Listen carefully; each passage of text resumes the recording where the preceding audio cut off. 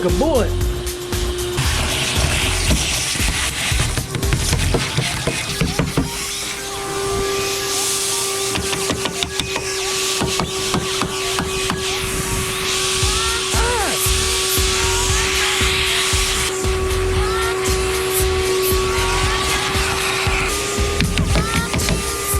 This is a lot of work. All right, as you can see, we got some rust we got to definitely clean up here. The floor pans are in some pretty bad shape. That'll be no big deal. We're gonna cut the seat brackets out there. We're gonna cut these seat brackets out here. Our roll cage will be complementing them where they used to be. Our seats will no longer be bolted to the floor. Our seats are going to be bolted and fabricated to the roll cage itself. So everything with the roll cage is incorporated, you know, safety wise. Bucket seats are mounted to the cage. The harnesses will be mounted to the cage. Everything's got to be mounted to the cage. Good evening, guys and girls, and welcome back to the channel. Today we're going to be trading my 37s for something that we need really bad and we don't have: a welder. I've been in the market of looking for a welder now for a very long time. I've been looking at a lot of multi-process, multi-voltage welders. We only have 110 in the garage. We don't have 220 out here. So I'm very limited on a welder, which brought me to a multi-process, multi-voltage welder. A lot of the Lincolns, a lot of the Harbor Freight Hobarts look like really good welders. I really don't have the $600 right now to spend on one, but we came into a good deal and we are trading my 37s for a really nice Century 180 MIG, 230 volt. So we're going to be trading the 37s for a welder. We need to get the garage organized and cleaned up a little later on today, but right now we need to get the Jeep up on jack stands. We need to get these 37s off. We got to get over to my buddy's garage to get them unmounted. So that's what we're gonna do.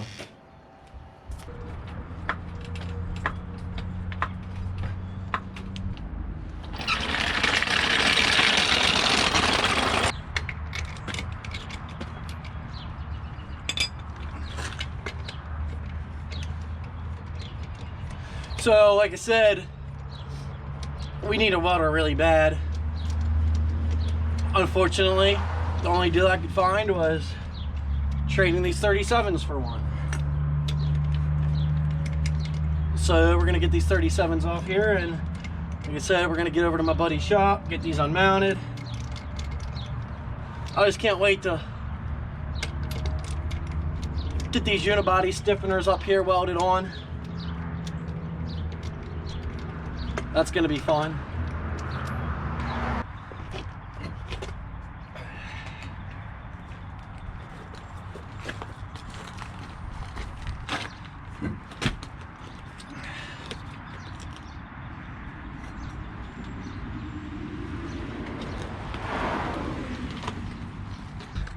So this is the CAFAB 1 ton over the axle, over the knuckle steering. The steering served me well for a long time. It's straight beef. Unfortunately, I'm not going to be able to run the steering anymore once we put the Dana 60 up front, but it is what it is.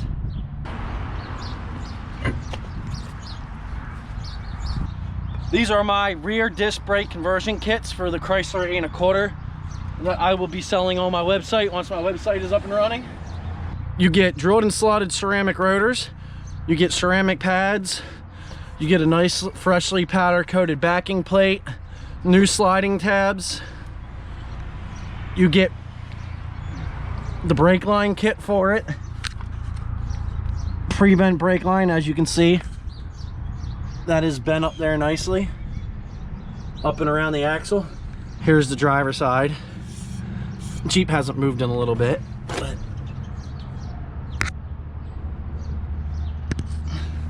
you also get a longer rubber line from the body to the distribution block. It's about 10 inches longer than stock. Since you guys haven't been in here yet, here's my dirt bound off-road bump stop plates, bump stops that I made All of this is all fabbed up real nice. Bump stops on this side. It's 3.5 inches of lift, bump stopped at 37s.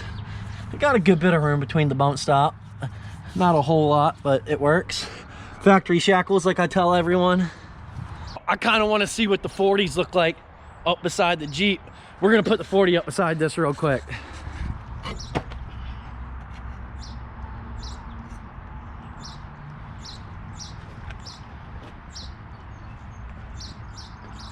Woo! We're gonna go get one of the 40s.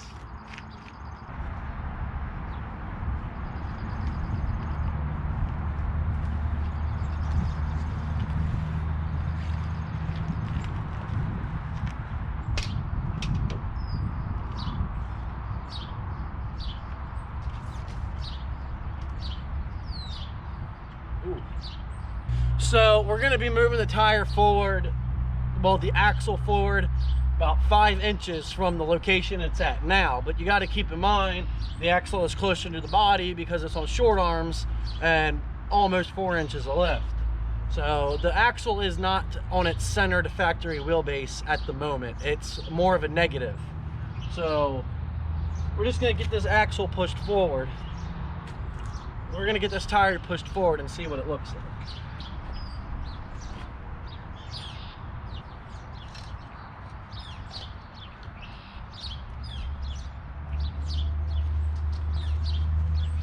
Well, give or take, that's about where it's going to be.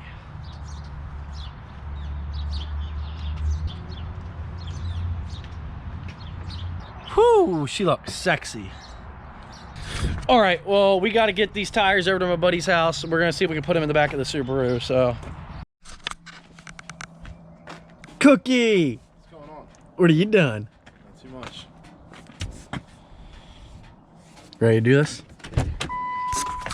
Mike, I don't know if they're going to fit on your machine. They should fit. I don't know, that's cutting it a little close.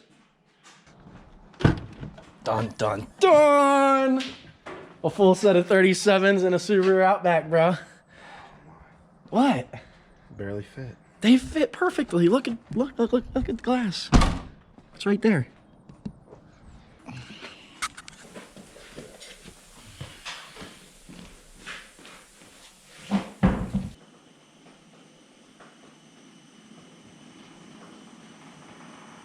Easy.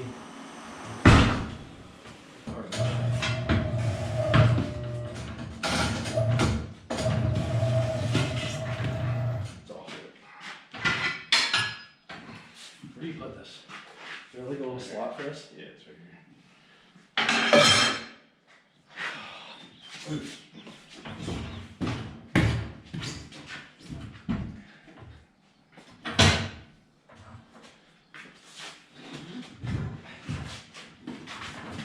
There we go.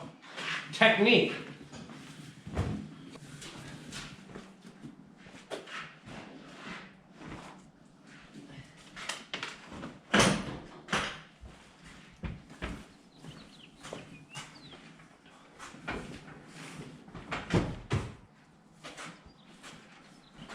So we are going to go get the welder.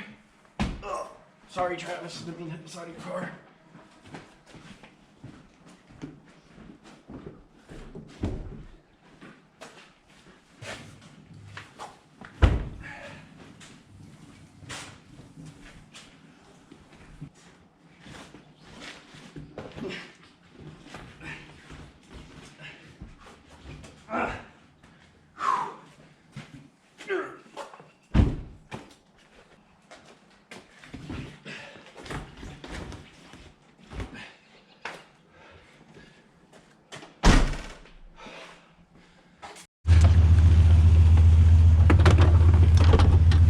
Here we go.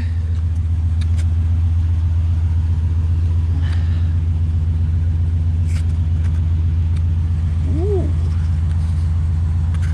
Alrighty, guys, we are finally back home from doing this trade.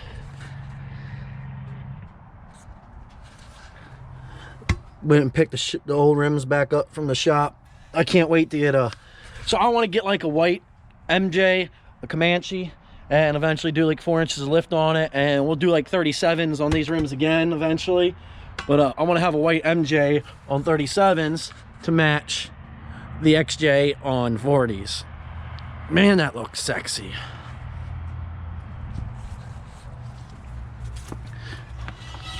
Alrighty, so we got the welder, we got a nice Century 180. We're gonna be trenching out and running 220 from one side of the house, like I said earlier, single phase 6.3.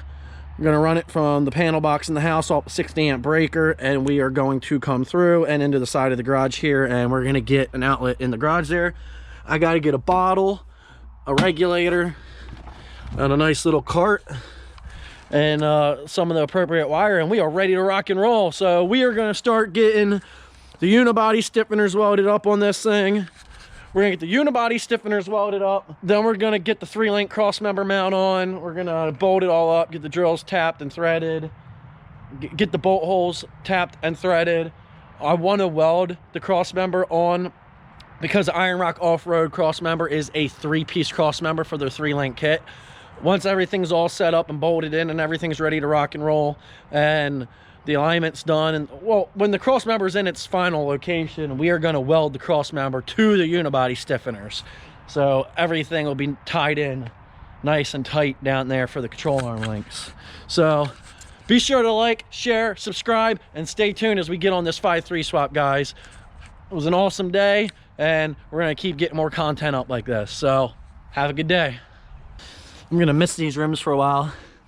I can't wait to get these powder coated white. They're gonna look good. Gonna do black bolts like this. I'll have black lug nuts. The Yukon Grizzly lockouts, I'm gonna probably tear them apart and powder coat them black too. We'll see. We'll see.